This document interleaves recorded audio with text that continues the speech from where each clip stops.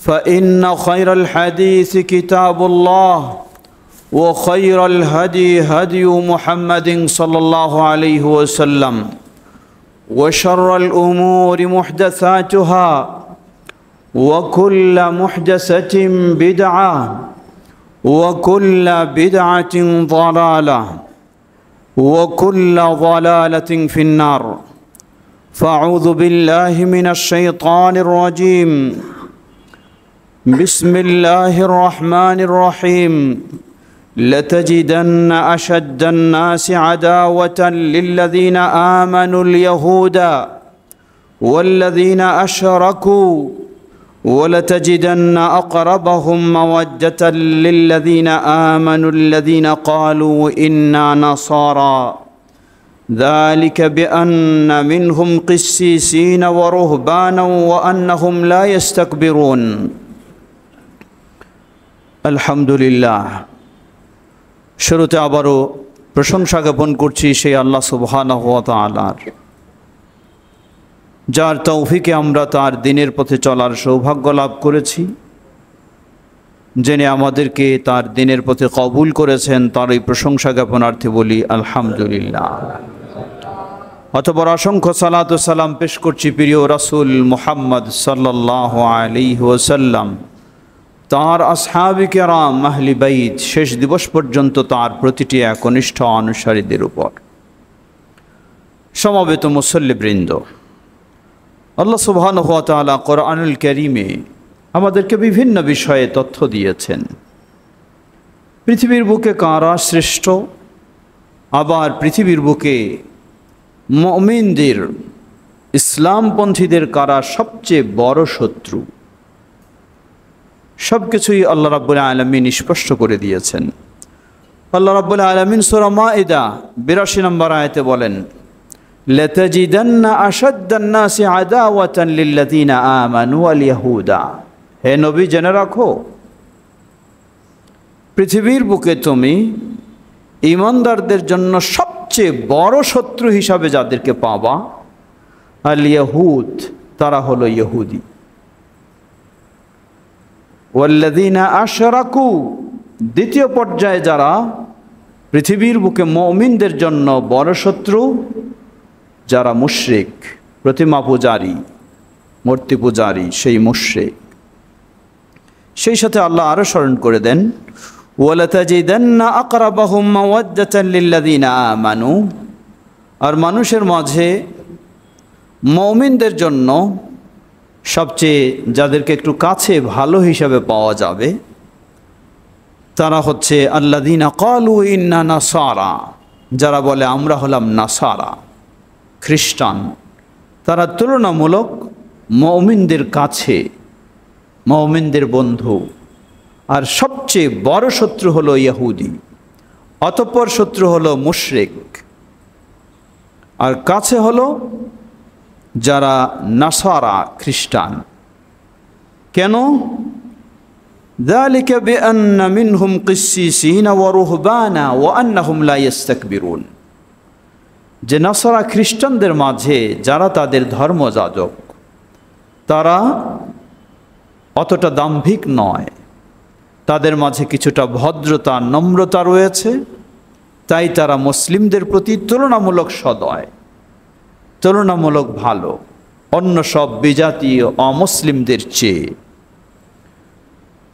যদিও বর্তমান বিশ্বে মুসলিমদের সবচেয়ে বড় শত্রু সেই ইহুদি খ্রিস্টানদেরকে হাতিয়ার হিসাবে ব্যবহার করছে মুসলিমদের বিরুদ্ধে। সমবেত মুসল্লিবৃন্দ, একইভাবে কোরআনুল কারীম থেকে যদি আমরা আরেকটু তথ্য জানতে চাই, পৃথিবীর বুকে সবচেয়ে নিকৃষ্ট জাতি কারা, সবচেয়ে অবাধ্য, উচ্ছৃঙ্খল, সবচেয়ে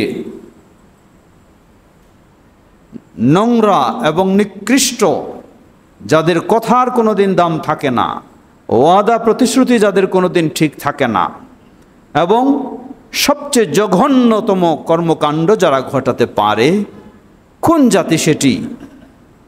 কারা লানতপ্রাপ্ত জাতি, কারা আল্লাহর গজবপ্রাপ্ত জাতি? কোরআনুল কারীম সেই 1400 বছর আগেও আমাদেরকে এ তথ্য স্পষ্ট করে দিয়েছে।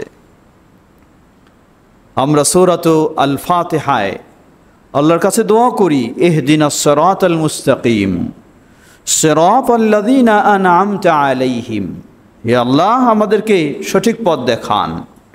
কোন পথ? আপনার নিয়ামতপ্রাপ্ত ব্যক্তি নবী রাসূলগণ যে পথে ছিলেন ওই পথ। গায়রিল মাগদুবি আলাইহিম ওয়ালাদ-দাল্লিন, তাদের পথ নয় যারা আল্লাহর গজবপ্রাপ্ত এবং যারা ভ্রান্ত। গজবপ্রাপ্ত কারা? তারাই হলো ইহুদ, আর ভ্রান্ত তারা হলো খ্রিস্টান, তাদের পথ নয়। সমবেত মুসল্লিবৃন্দ, পৃথিবীর বুকে সবচেয়ে আল্লাহ সুবহানাহু ওয়া তাআলার বিষয়ে যারা সবচেয়ে নোংরা এবং অশালীন মন্তব্য করেছে, কথা বলেছে, যেই ধরনের নোংরা কথা হয়তো পৃথিবীতে আল্লাহর ব্যাপারে অশালীন কথা আর কেউ বলে নাই, অসংখ্য দৃষ্টান্ত আল্লাহ তুলে ধরেছেন। যেমন আল্লাহ বলেন সূরা আলে ইমরান 181 নম্বর আয়াতে, লাকাদ সামিআ আল্লাহু কাওলাল্লাযীনা ক্বালু ইন্নাল্লাহা ফাকীর ওয়া নাহনু আগনিয়া, আল্লাহ তাদের কথা শুনেছেন যারা বলেছে ইন্নাল্লাহা ফাকীর, আল্লাহ হলেন ফকির, দরিদ্র মানুষ, আর নাহনু আগনিয়া, আমরাই হলাম ধনী মানুষ। এই নোংরা মন্তব্য কথা হলো সেই ইহুদিদের। وقالت اليهود يد الله مغلولة غلت أيديهم ولعنوا بما قالوا بل يداه مبسوطتان ينفق كيف يشاء। সূরা আল মায়েদা 64 নম্বর আয়াতে আল্লাহ বলেন ওয়াকালাতিল ইয়াহুদু, ইহুদিরা বলে ইয়াদুল্লাহি মাগলুলাতুন, আল্লাহর হাত মুষ্টিবদ্ধ হয়ে আছে, বন্ধ হয়ে আছে, মানে আল্লাহ কিছু দিতে পারে না, আল্লাহ কিছু দেয় না, কোনো খরচ করে না, ব্যয় করে না। আল্লাহ বলছেন গুল্লাত আইদিহিম, না বরং সেই ইহুদিদের এই হাত হলো মুষ্টিবদ্ধ হয়ে আছে, তারাই মানুষকে কখনো নিঃস্বার্থে কিছু দেয় না। ওয়ালুইনু বিমা ক্বালু, যা তারা বলেছে আল্লাহর বিষয়ে, এ কারণে তারা লানত প্রাপ্ত। বাল ইয়াদাহু মাবসুতাতান, বরং আল্লাহর হাত দুটি সুপ্রশস্ত, যেমন ইচ্ছা যখন ইচ্ছা আল্লাহ ব্যয় করে থাকেন। সুবহানাল্লাহ। সমবেত মুসল্লিবৃন্দ, শুধু একজন দুইজন নবী নয়, অগণিত অসংখ্য নবীকে যারা হত্যা করেছে, অগণিত অসংখ্য নবীকে অন্যায়ভাবে যারা হত্যা করেছে, তারাই হচ্ছে এই অভিশপ্ত গজবপ্রাপ্ত জাতি ইহুদ। আল্লাহ সুবহানাহু ওয়া তাআলা কোরআনুল কারীমে অনেক জায়গায় তুলে ধরেছেন। তার মাঝে সূরা বাকারা 61 নম্বর আয়াত আল্লাহ বলেন ওয়াদুরিবাত আলাইহিমুদ যিল্লা ওয়াল মাসকানা ওয়া বাউ বিগাদাবিন মিনাল্লাহ যালিকা বিআন্নাহুম কানু ইয়াকফুরুনা বিআয়াতিল্লাহ ওয়া ইয়াকতুলুনান নাবিয়্যিনা বিগাইরিল হক ذلك بما عصوا وكانوا يعتدون। আল্লাহ বলছেন ওয়াদুরিবাত আলাইহিমুদ যিল্লা, সেই ইহুদিদের জন্য লাঞ্ছনা, অপমাননা, অপদস্থ হওয়া তাদের জন্য আল্লাহ অপরিহার্য করে দিয়েছেন।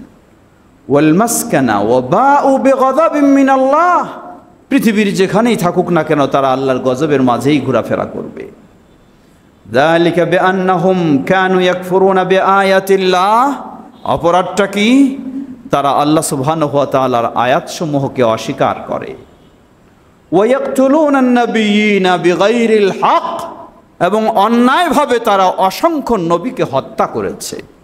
শুধু নবীকে অপবাদ দেওয়া নয়, মুসা আলাইহিস সালামকে মিথ্যা অপবাদ দিয়েছে, কত নবীকে কত মিথ্যা অপবাদ দিয়েছে। শুধু অপবাদেই শেষ করেনি, তারা নবীদেরকে অন্যায়ভাবে হত্যা করেছে। যালিকা বিমা আসাউ ওয়া কানু ইয়াতাদুন, আল্লাহ বলছেন তাদের এই পরিণতি হচ্ছে বিমা আসাউ, আল্লাহর অবাধ্য হওয়ার কারণে, সীমা লঙ্ঘন করার কারণে। হয়তো আজকে আমরা ভাবছি তারা অনেক ক্ষমতা দেখাচ্ছে, তারা অনেক পাওয়ার দেখাচ্ছে। আসলে এই খোঁজ নিয়ে দেখুন, গোটা বিশ্বে আজকে যারা মানুষের থুথুর পাত্র, মানুষের ধিক্কারের পাত্র, মানুষের লাঞ্ছনার পাত্র, গালির পাত্র, তারাই হচ্ছে এই নোংরা অভিশপ্ত ইহুদ জাতি। তারা পূর্ববর্তী নবীদেরকে হত্যা করেই শুধু ক্ষান্ত হয়নি, সর্বশেষ ও শ্রেষ্ঠ নবী মুহাম্মদ সাল্লাল্লাহু আলাইহি সাল্লামকে অসংখ্যবার হত্যা করার জন্যও তারা ষড়যন্ত্র করেছে।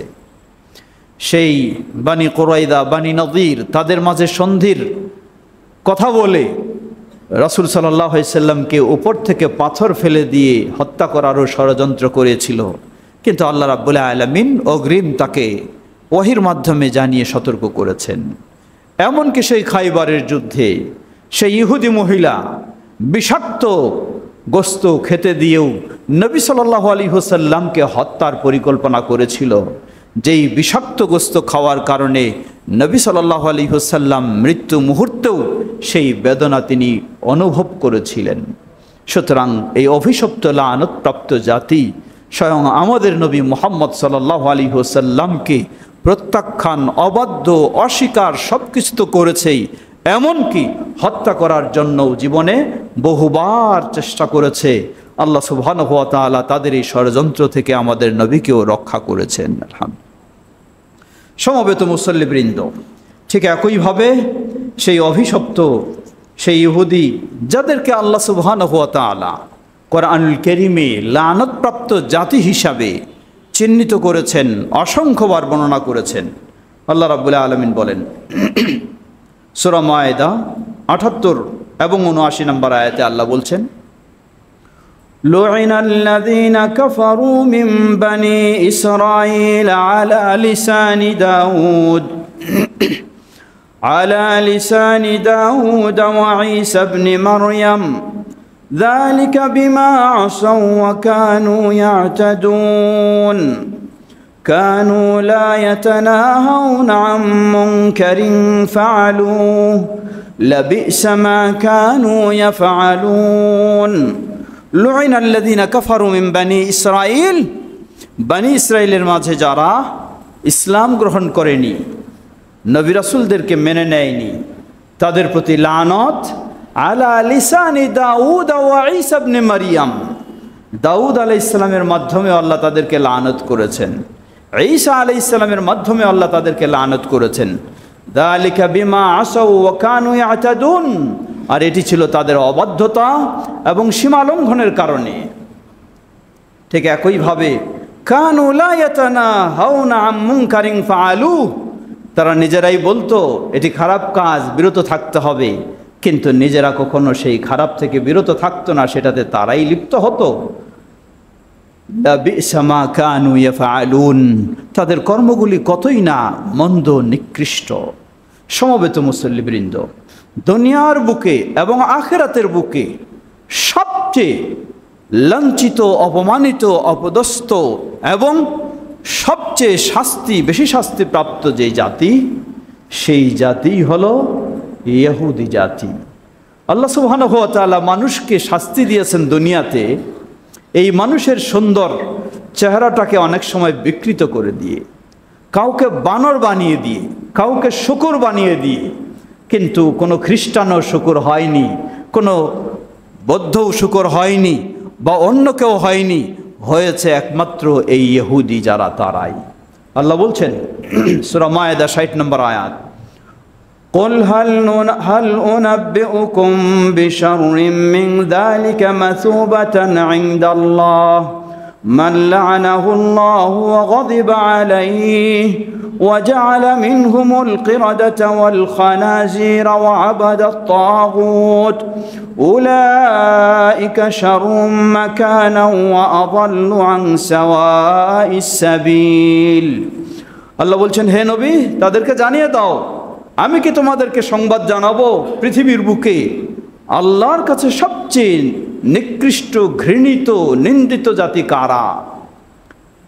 মান লাআনাহুল্লাহ, যাদেরকে আল্লাহ লাআনত বর্ষণ করেছেন, ওয়া গাদিবা আলাইহি, যাদের প্রতি আল্লাহ গজব নাজিল করেছেন, ওয়া জাআলা মিনহুমুল কারাদাতা ওয়াল খানাজির, যাদেরকে আল্লাহ বানর পর্যন্ত বানিয়ে দিয়েছেন, যাদেরকে আল্লাহ শূকর পর্যন্ত বানিয়ে দিয়েছেন, ওয়া আবাদাত তাগুত, তারা নিজেরা নিজেদেরই একে অপরে আল্লাহকে বাদ দিয়ে ইবাদত করত, উলাইকা শাররুম মাকানান ওয়া আযাল্লু আন সাওয়াইস সাবিল। আখিরাতেও একইভাবে তারা হবে সর্বনিম্ন স্তরের মানুষ, আর দুনিয়াতেও তারা সঠিক দিন থেকে বহু দূরে তারা বিক্ষিপ্ত বিভ্রান্ত হয়েছে। সমবেত মুসল্লিবৃন্দ, সুতরাং গোটা বিশ্ববাসী আজকে দেখছে সেই নির্যাতিত মাজলুম ফিলিস্তিনবাসীর প্রতি কিভাবে তাদের নির্যাতন। বারে বারে প্রতিশ্রুতি হচ্ছে, চুক্তিবদ্ধ হচ্ছে যুদ্ধবিরতির ঘোষণা দিয়েও আবার সেই নির্যাতিত মাজলুম যাদের ঘর বাড়ি পর্যন্ত সব কিছু নষ্ট করে দিয়েছে, তাদের আশ্রয় শিবিরে পর্যন্ত হামলা চালাচ্ছে, তাদের হাসপাতালে পর্যন্ত হামলা চালাচ্ছে, তাদের নারী শিশুকে নির্বিচারে কিভাবে গণহত্যা চালাচ্ছে। গোটা বিশ্ব আজকে জানছে সেই ইসরায়েলের ইহুদি এবং তাদের পিছনে রয়েছে আরেক বড় আমেরিকার ইহুদি। সকল এই ইহুদিকে আল্লাহ রাব্বুল আলামিন পৃথিবীর বুকে আল্লাহ তাদেরকে নমরুদ এবং ফেরাউনকে যেভাবে আল্লাহ পৃথিবীর বুকে দেখিয়ে দিয়েছেন, তাদেরকেও আল্লাহ রাব্বুল আলামিনের কাছে আমরা দোয়া করি এভাবে আল্লাহ তাদেরকেও পৃথিবীতে আমাদেরকে দেখিয়ে দিন। আল্লাহ এই বিভ্রান্ত মালউন জাতিকে দুনিয়াতে আল্লাহ লানতে তাদেরকে ধ্বংস করে দিন। মুসলিমদেরকে আল্লাহ তাদের ফিতনা থেকে, তাদের আযাব থেকে, তাদের এই নির্যাতন থেকে আল্লাহ মুসলিমদেরকে সর্বত্র হেফাজত করুন, মুসলিমদেরকে আল্লাহ সর্বত্র রক্ষা করুন। আলহামদুলিল্লাহ রাব্বিল আলামিন, ওয়াসসালাতু ওয়াসসালামু আলা আবদিল্লাহি ওয়া রাসূলিহি নবিয়িনা মুহাম্মদ ওয়া আলা আলিহি ওয়া সাহবিহি আজমাইন, আম্মা বা'দ। সমবেত মুসল্লিবৃন্দ, আসছে সামনে দুদিন পরেই আরেকটি অনুষ্ঠান, আরেকটি উপলক্ষ। গত কয়েকদিন আগেই মুসলিমেরা ঈদ উল ফিতর পালন করল, কিন্তু ঈদ উল ফিতর পালন করেও মুসলিমেরা যেন তৃপ্ত হয় না। নিজের ঈদ যথেষ্ট নয়, অমুসলিমদের ঈদ উদযাপন না করলে মুসলিমদের যেন আজকে আত্মতৃপ্তি হয় না। লা হাওলা ওয়ালা কুওয়াতা ইল্লা বিল্লাহ। আল্লাহ সুবহানাহু ওয়া তাআলা বলেন, ইয়া আইয়ুহাল্লাযীনা আমানু ইন তুতিউল্লাযীনা কাফারু ইয়ারুদ্দুকুম আলা আকাবিকুম ফাতানকালিবু খাসিরিন। ওহে যারা ঈমান এনেছো, তোমরা যদি সেই কাফের অমুসলিমদের অনুসরণ করো, ইয়ারুদ্দুকুম আলা আকাবিকুম, তাহলে তারা তোমাদেরকে কখনো সামনে অগ্রসর হতে দেবে না, তোমাদেরকে পিছনের দিকে ঠেলে দিবে, ফলে তোমরা ক্ষতিগ্রস্ত হবে।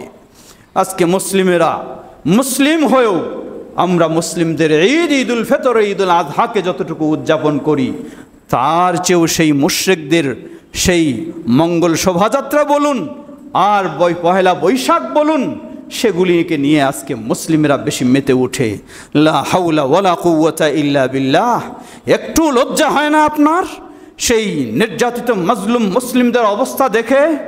আজকে আবারও একদিকে আপনি সেই লানতপ্রাপ্ত ইহুদিদের জন্য বদদুয়া করেন, মুশরিকদের জন্য বদদুয়া করেন, আবার আপনি মুসলিম হয়ে সেই মুশরিকদের কালচারে আপনি মেতে ওঠেন। কিভাবে আপনার পক্ষে এটি হতে পারে? কোনো মুসলিমের জন্য কখনো হতে পারে না। আপনি সেই মুশরিকদের উৎসবকে পালন করবেন, সেটি আপনি উদযাপন করবেন। এই পহেলা বাংলা নববর্ষ বলুন আর ইংরেজি নববর্ষ বলুন আর যাই বলুন, কখনো তো কোনো মুসলিমের জন্য এটি বৈধ হতে পারে না।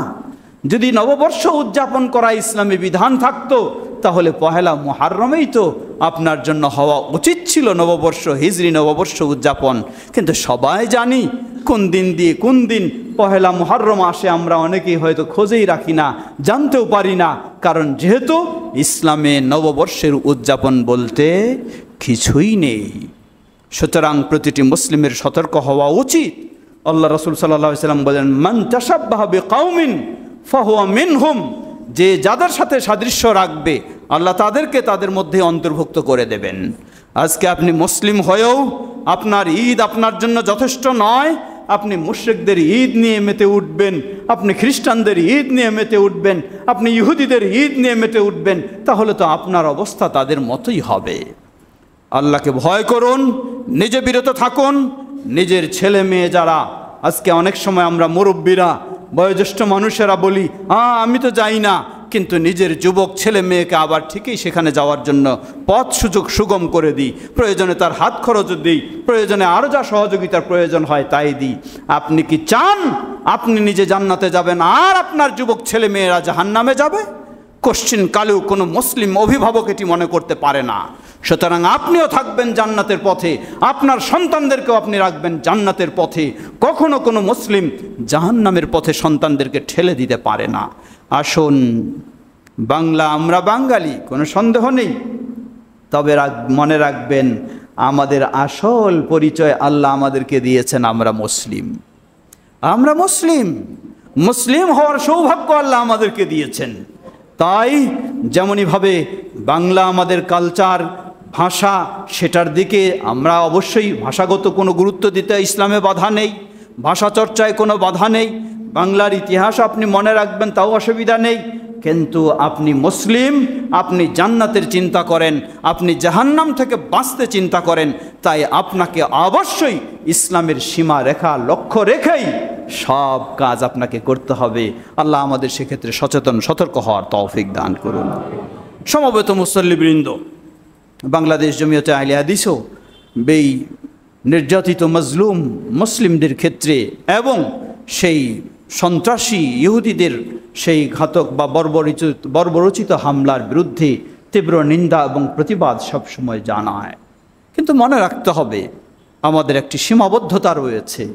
আমরা ইচ্ছা করলেই কেউ হাতে কিছু অস্ত্র নিয়ে দৌড় দিয়ে সেখানে গিয়ে করতে পারবো না, এটি রাষ্ট্রীয় পক্ষে সম্ভব। তাই উচিত আমরা আহ্বান জানাই বিশ্বের সকল মুসলিম শাসকদেরকে, যেন মুসলিম শাসকরা যদি ঐক্যবদ্ধ হয়ে এই অন্যায়ের প্রতিবাদ যখন করতে চাইবে, চেষ্টা করবে, তাহলেই কেবলমাত্র এই অন্যায়ের প্রতিবাদ করা প্রকাশ্যে সম্ভব হবে।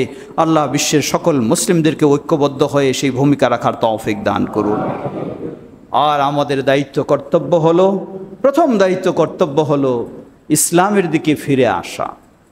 কারণ আমি সালাত আদায় করব না, আমার মাঝে দিন নেই, আর আমি খুব রাজপথে গিয়ে মিছিল মিটিং করব যে ফিলিস্তিনিদের সেই নির্যাতনের বিরুদ্ধে, কি কাজ হবে?